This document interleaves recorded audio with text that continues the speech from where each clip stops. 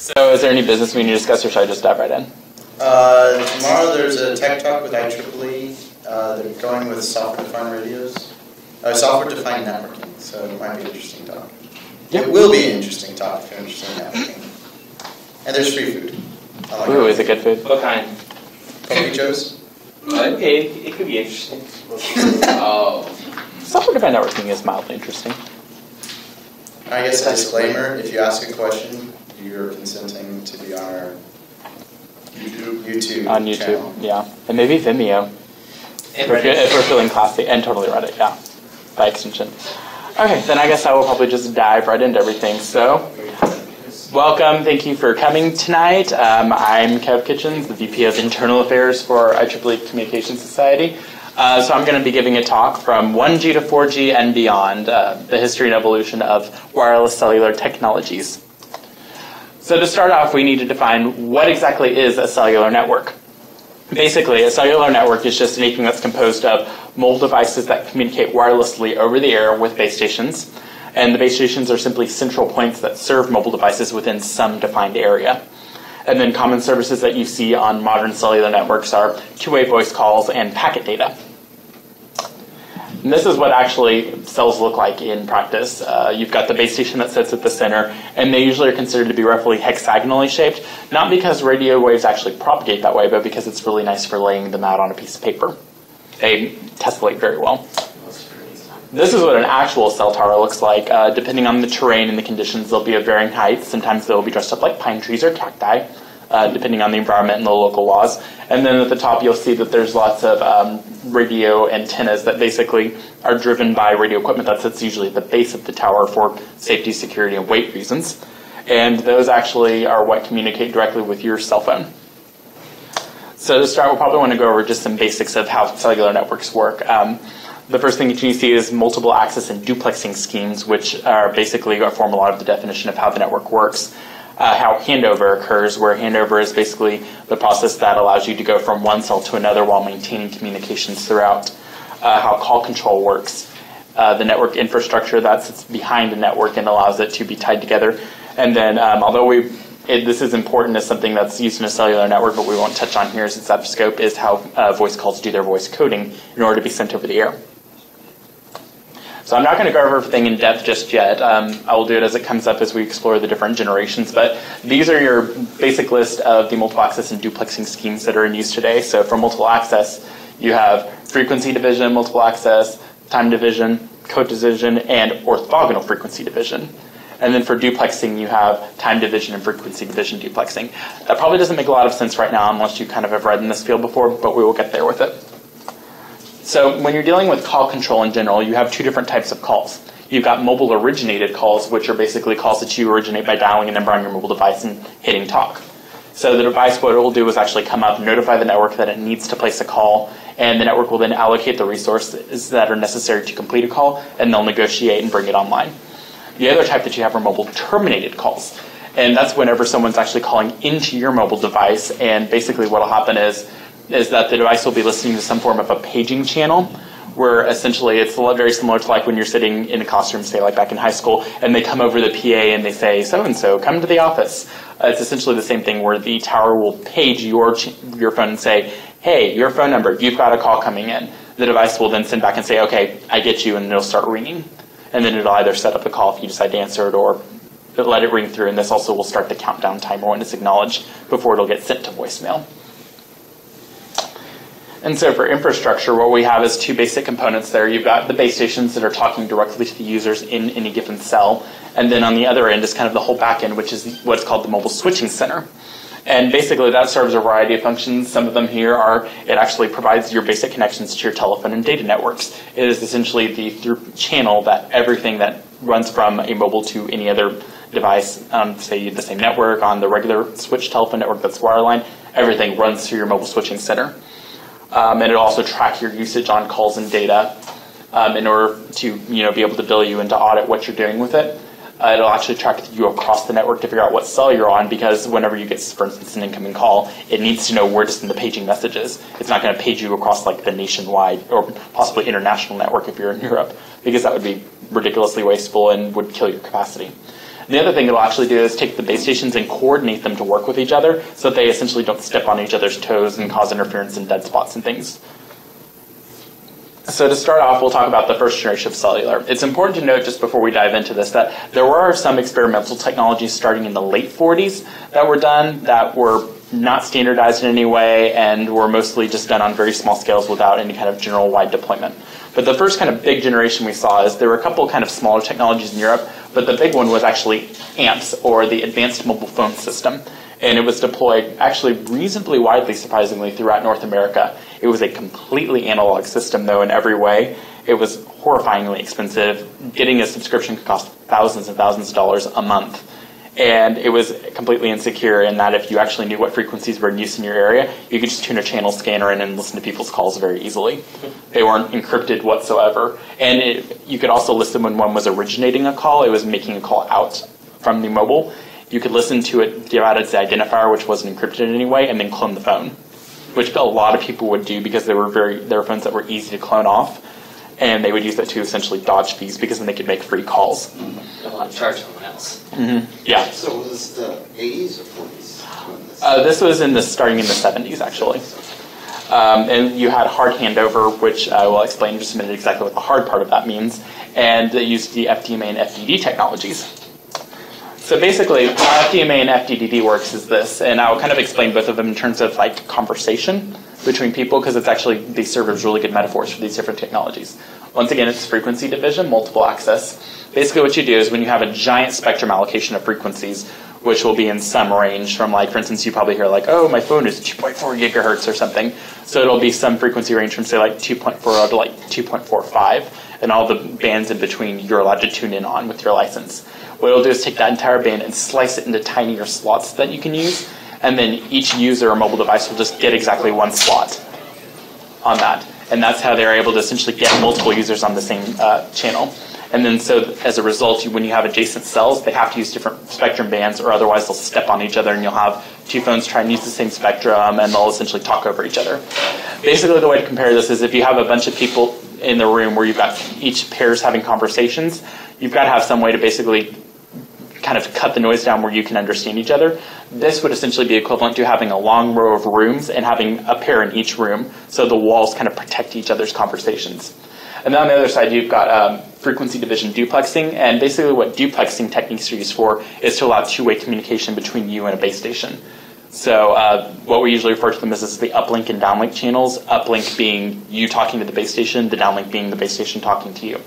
Frequency division uses different spectrum bands for your uplink and your downlink channels, and then we'll use some kind of multiple access technique within them.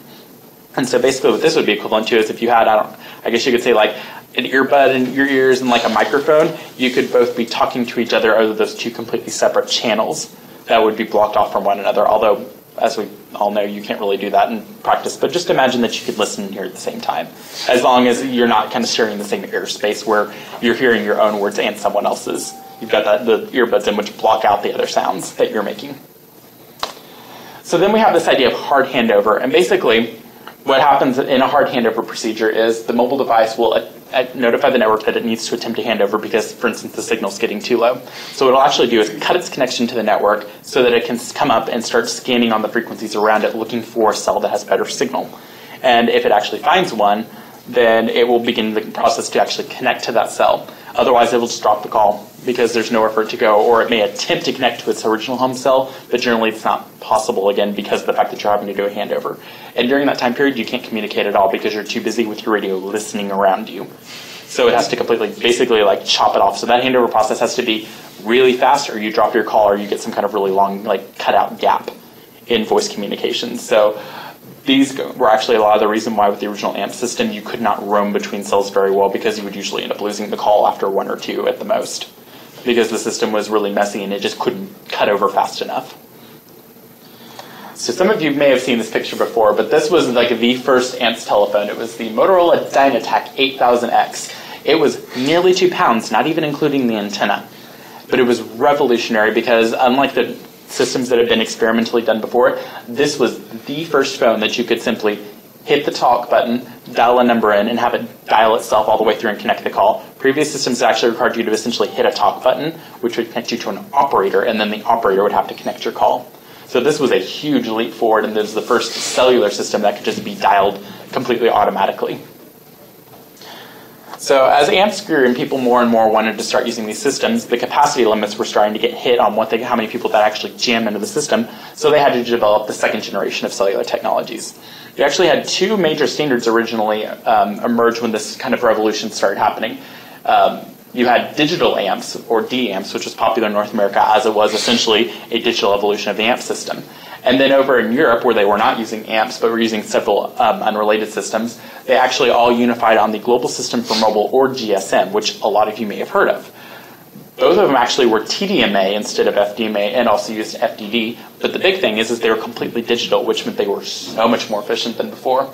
However, because they still used hard handover, they kind of didn't really solve a lot of the issues there with call drops. They got faster at doing handover, so you would see fewer drops, but overall there were still some issues. And then a big thing GSM actually introduced was the Subscriber Identity Module, or SIM, which a lot of you are probably familiar with. This like little card that sits in your phone, you plug it in, it gets its phone number, it knows what network it's on. That was a new thing that came with GSM. And also the short message service, or SMS, which we all know as text messages. These were actually essentially a really god-awful hack that was done on the GSM control messages, which is why you can only do 160 bytes, which in North American language is 160 characters. It really sucks if you're somewhere overseas where you need multiple bytes to do one of your characters, like Chinese languages. So now I figure it's fair to explain TDMA. So that's time division multiple access. This, unlike where you would chop the spectrum into finely tuned pieces, actually uses your entire frequency band at once, which reduces your spectrum requirements because usually a single person does not need the entire huge band in order to communicate at once. They actually usually need a smaller band, which is why FDMA could even work. So instead what they do is they take time and divide it into short bursts called slots. So you might get, say, 10 milliseconds of time and call that a slot. And basically what would happen is mobile devices would be assigned time slots when they were allowed to transmit and receive, and so they would only transmit and receive during their assigned time slot. This would basically be equivalent to if you had a huge room full of people with individual pairs talking, only one pair is allowed to talk at a time and you get scheduled. It's also very similar to like how we share classrooms. You have class periods that are in slots and you just trade off between slots. And that's how they schedule classes, and it's like one big resource that is used all at once. And so it was actually extremely power efficient because you could just cut the radio off when you weren't time slotting. And therefore, you didn't even have to be using power. And that's, in fact, why if you look at even modern phones, GSM still has the best talk times, way over any successive technology, because you can just cut the radio off. And so it's important to note that actually over time, D-amps ended up losing in a big way to GSM, and all of our carriers moved into GSM for the most part as the kind of big 2G standard, until CDMA1 came along. It was also a second generation standard that was introduced by Qualcomm, and it became very popular in North America and Asia. Actually, the #1 carrier in the US right now, Verizon Wireless, uses CDMA1 and its eventual evolutions as its primary network other than LTE, which is its newer data network, but we'll get there. And so it used CDMA, which was a completely brand new technique, very unlike TDMA and FDMA had been done before, and also FDD. And what this allowed for is a new soft handover technique, which I will talk about in a minute, and it greatly increased the network capacity that was possible and relaxed some of the frequency requirements because of the fact that you didn't need as big of a frequency band as before to communicate. And so it stands for code division multiple access. And basically what happens here is all mobile devices sitting on any particular cell will each have a unique scrambling code within the cell, which they use to modulate their outgoing communications. And what these scrambling codes allow is all mobile devices can transmit and receive simultaneously on their scrambling code. Simple, easy, at the same time. There's no time slotting involved, there's no frequency dividing involved, they're just all talking at the same time. What this is essentially equivalent to is every pair speaking the same language, speaking a different language in the room. So I may be speaking Esperanto to somebody, someone else is going to be, yeah, you laugh. I may be speaking Esperanto to somebody else is over here speaking French, another pair speaking English, this other pair speaking Russian. Because the languages are reasonably different from each other, you can recognize what the other person is speaking. And interesting enough, this technique is also used in GPS, because in GPS, all GPS satellites have their own unique scrambling code, and they all sit on the same frequency, which allows your receiver to not have to have like 15 different RF chains listening on different frequencies, but you can hear a bunch of satellites at once. And so without CDMA, GPS probably wouldn't be possible the way it is with such cheap receivers. It's actually cool too because it allows adjacent cells to use the same frequencies as long as they have different scrambling codes in place. And there's lots of scrambling codes Don't you get interference? You do get some interference, and that's actually why you have to have strict power control on it, is if you get receivers where they're hearing different mobiles on the same frequency at very different power levels, it's essentially like all of us communicating different languages, and then the Russians start screaming. And they're screaming so loud that you can't hear anybody else speaking, including your own partner, because all you can hear is them. So as long as you strictly control the power, everybody hears each other at about the same volume, and you're still able to differentiate. And in fact, originally, there were a lot of claims that CDMA would not work in mobile. That it worked fine for GPS satellite because they didn't move around, but that someone walking around with a phone, there was no way to actually strictly control the power in such a way that the technique could work. But Qualcomm actually pulled it off and patented pretty much everything to do with it because no one else believed them enough to start the work on their own. Yeah? That's kind of what I was going to ask. Like, even if everybody was speaking at some volume, what do you have consistently? You would have static in the room, right? So yeah. If you're talking on the cell phone, you wish you the other person couldn't. There would also be a ton of static, right? Right. But basically, and that's why the metaphor doesn't map perfectly, what these scrambling codes allow you to do is you actually do hear all the other people around you, but whenever you apply the scrambling code, when you're demodulating any received signal, it actually takes the people using the other scrambling code and spreads their interference out over a huge bandwidth. So essentially, it minimizes it down to a very low level of interference. But if you do get someone that's talking very loudly in comparison to you, it will step up the interference to the point where it can interfere with your signal. That's why power control. But they did get it working. And what's also cool about this is it allows what's called soft handover. So as you know, previously, when a hard handover happened, you had to cut your connection to one cell and then reconnect to the next one. But because of this whole use of scrambling codes, when you employ CDMA, you can actually listen to multiple cells at once during a handover. So you could be on the edge of one cell going into another one and connected to both at the same time because you just had to decode on two scrambling codes instead of one at once. It does take up more resources when you're sitting on two cells, but it happens reasonably infrequently, so it was okay. And so you could have much smoother handovers where communications never actually dropped at any point, and they'd be much more reliable as a result because you never had to cut your connection at any point. You would just simply hand over from one to the other. And so then you have this kind of idea after this that came, this is sort of second and a half generation. So what spurred this was the internet actually began growing in popularity around this time. This was in about the mid-90s to the late 90s. And so you see packet data becoming an actually more important service for mobiles because they're starting to get little basic apps going. You get people wanting to check their emails on there. So they needed to include packet data services. CDMA1 actually came late enough in the 2G game that they included it from the get-go. And then GSM added what was called the General Packet Radio Service, or GPRS, and then later a faster version called the Enhanced Data Rates for GSM Evolution, or EDGE, as some of you actually may be familiar with, because EDGE continued quite well into the 21st century. And those provided data services for GSM customers. Since DAMPS was dying out around this time, DAMPS never added any kind of data service because it was really not architected to do so. But by today's standards, these services were pretty damn slow. You were getting around dial-up speeds or maybe twice as much as a dial-up speed, but nowhere near even basic broadband connections. And so this actually drove us into third generation cellular, which was pretty solely driven by this rise in mobile data usage. You get two competing standards emerging, CDMA 2000, which was just a direct evolution off of CDMA 1 itself, and then the Universal Mobile Telephone System, or UMTS. And both of these use CDMA and FDD.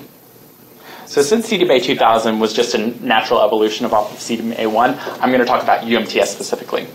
It was actually designed to be the evolution of GSM, and in fact, for a while, initially it was called 3GSM. You don't really hear it called that these days, just because it's kind of come into its own in the last number of years. And the idea is that it would have faster data than before and better voice quality. And in fact, you may have noticed this if you have one of these UMTS phones, which we do in the US quite a bit, and you end up handing off from UMTS back down to GSM, you will sometimes hear your voice quality get a lot worse because they did quite significantly increase the voice quality with UMTS. So it was a major change from TDMA to CDMA in kind of the over-the-air communications, which had some downsides and some upsides. You got the capacity increases and the handover benefits with soft handover by gaining CDMA, but then you lost that physical compatibility with GSM. That was kind of a nice thing that CDMA 2000 had, is because the air interfaces were the same, you could kind of sort of slowly deploy the network and it would be very backwards compatible. Here you actually had to have two completely different sort of radios in the phone that could talk two different communications types. And so along with 3G, we began to see kind of this growth in what we call mobile broadband. Basically, 3G was driven by this rise in mobile data, and so newer versions of UMTS and CDMA 2000, as it evolved over the years up until even today, started including faster data in each successive iteration, by which we mean more bandwidth and less latency. UMTS added what was eventually called high-speed packet access and then evolved high-speed packet access, or HSPA+, which is kind of the state of the art for today. And then CDMA 2000 added Evolution Data Optimizer, EVDO. It did have the initial drawback that you could not do data and voice simultaneously, but the standards actually were rewritten eventually to allow that, but most carriers have not actually rolled the technology out to allow it because everyone's focusing on the 4G transition. And the newest revisions of these have potential speeds that well exceed most home broadband connections, even Fios in some cases. Some of these are upwards of 200 megabits a second on the downlink, which is faster than any kind of home internet I know that you can get. And we can't talk about mobile broadband without talking about smartphones. However you feel about Apple, everyone pretty much agrees in the analyst industry the iPhone drove the smartphone revolution and led to an explosion in data usage. And even though the original iPhone couldn't even do 3G, it was actually an edge-only device, it still used more data than any other edge device that the original carrier AT&T had seen. And it actually ended up forcing network operators to just completely rethink their business models around data. So that now if you look, carriers are emphasizing data plans and less about voice plans. They'll give you unlimited voice on some plans because they know that you're not going to use much of it. You're using more data these days, and that's what they actually bother metering. In the past, it used to be the opposite. You could get unlimited data for not too much money, but they would meter your voice minutes and your text messages. So it's been an interesting kind of reversal, and it really was driven initially by the iPhone that sparked that whole revolution and pushed us into fourth generation cellular. So the big kind of key point for fourth generation cellular is it actually takes your cell networks, turns them into data-only services. It just completely drops the idea of a voice call out of the standard completely. Because at this point, we've developed so well in voice over IP or VoIP that there's no point in running voice separately. We can just run voice calls as a data application over the big data network. And in a lot of ways, this has advantages because we can flatten the architecture of the network to make it way more efficient because it's only worrying about data now. It doesn't have to kind of worry about all these different things that are running on it. Just pass the data as fast as you can. And so the actual dominant standard, because they're really, WiMAX is kind of an alternative standard, not one really anybody's using for 4G, is LTE Advanced, which hasn't even been rolled out yet on any carrier. It's still in experimental stages all over the world of actual rollouts. So you might be asking, well, what about this HSPA Plus and EVDO and LTE? I keep hearing, oh, we've got 4G, we've got 4G. Nobody actually has 4G right now because technically none of these standards are 4G. They do not actually meet the requirements that were originally lined out for what makes a 4G standard. It's okay, they changed the standard. Carriers started branding them as 4G in order to differentiate that this was a much faster data service than what was originally their old 3G standards. And eventually the ITU changed the definition of 4G to say, well, these are not true 4G standards, you may market them as such in order to help with your marketing. Which then of course begs the question, what will happen when real 4G comes? Are they going to call that 5G? Who knows? We're not there yet. But really these standards are more about 3.75, 3.9G, much the same way that GSM and Edge and CDMA 2000's data, or CDMA 1's data, was considered about 2.5G. And so, of course, we need to talk about long-term evolution since we haven't yet. So basically, the idea of LTE and then later LTE Advances was designed to be the standard for mobile communications. It was supposed to be the next evolution, not only for CDMA 2000, but UMTS as well. They actually were going to merge and all run LTE.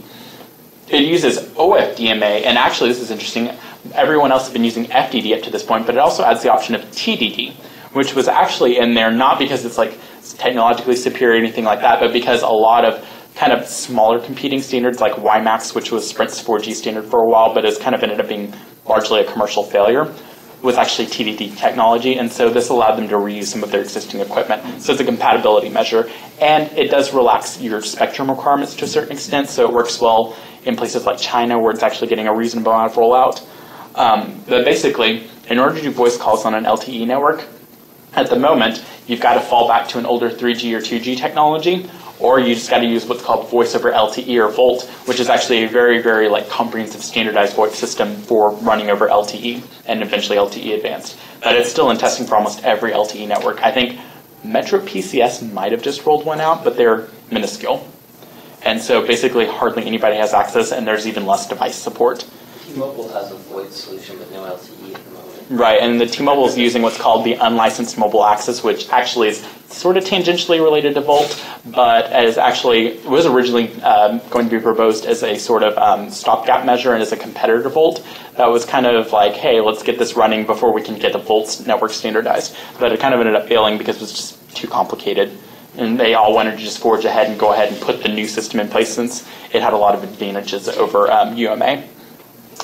And so what OFDMA actually is the orthogonal frequency division multiple access. It's very similar to your traditional FDMA in that you're still slicing up a large spectrum band into tiny slices, but it places more restrictions on the way the slices are used for individual devices in such a way that you can actually get more users on and have less interference, which leads to faster data rates. You can think about it in the terms of FDMA, where that was people in separate rooms. This is like soundproofing the walls better so that you can talk even louder and people are less likely to hear you through the walls. And then TDD is time division duplexing. It's going to just split time into time slots much like TDMA, but instead what you're duplexing here is just your uplink and your downlink will be taking different slots. And so these actually usually require less spectrum than FDD because you've got one band that's taking time slots instead of two bands that are side by side. So now that we've talked about 4G, we have to talk about what's coming beyond 4G. At the moment, they really aren't 100% sure as exactly what this is going to look like because LTE Advanced is still only pretty newly minted and it hasn't even really been rolled out yet. That the idea of 5G coming beyond is still pretty far in the future, but they're starting to look into just really different developing different signaling technologies and actually allocating more spectrum, which has been the big thing with LTE, is getting huge bands because we're starting to reclaim spectrum from old inefficient analog usages that we can give them 50 megahertz at a time instead of 5, which is really what's driving a lot of these higher speeds. And coming up with new signaling technologies and things that are still, a lot of them, just research labs and are reasonably theoretical at this point. But overall, it is going to drive this development because people are beginning to more and more use data, and it's not a linear growth. We're seeing very, very high growth in not only how much data people are using, but how many subscribers are coming on, because you've got the third world coming in now in a big way, starting to use 3 and 4G technologies as their primary internet access because it's cheaper to just throw a tower up and give it a microwave link than to actually run fiber or DSL cable or anything like that to individual homes in the third world. And some people are nomadic. They can't, that just wouldn't work for them. And so give them a 3 or 4G device and they can roam around with it, charge it from the sun, all those good things. So we're seeing this huge growth. We're seeing data-only devices like tablets and little dongles that you can stick in your laptop and things that are not cell phones. And that's actually partially what drove this data-only network idea versus voice, because voice is no longer the killer app for a cell network. But frankly, we're going to allow everything thus far has been able to keep the networks growing as they were in the past. And I think there's lots of good things on the horizon that people are really getting into that are going to continue to let the networks grow as they have been. Yeah? So if they switch back to using like frequency division, then how are they now solving the problem of the the switching between cells? Because it wasn't a CDMA that actually helped solve the transmission or whatever. Yeah, to a certain extent, the problem did appear in a certain sense, but what it is by using much larger spectrum allocations, they're allowing nearby cells to use the same frequencies and giving them different slices of the frequency to use. So basically, that's part of the kind of idea of the orthogonality in OFDMA. And so it allows them to get kind of the idea of soft handover, but without having to actually be CDMA. But in a lot of ways, and even now, they're still working on OFDMA's power requirements too, because it's only just recently they've started to kind of get parity with 3G technologies, but they're not 100% there yet, because it is somewhat more demanding, because it's a pretty new technology that's been rolled out. There hasn't been just a ton. In fact, WiMAX uses OFDMA, and that's actually contributed to, when Sprint originally started putting it into cell phones, it actually contributed to really bad battery life with heavy usage. So we're getting there, though. Any other questions? Well, alrighty, that's all I have.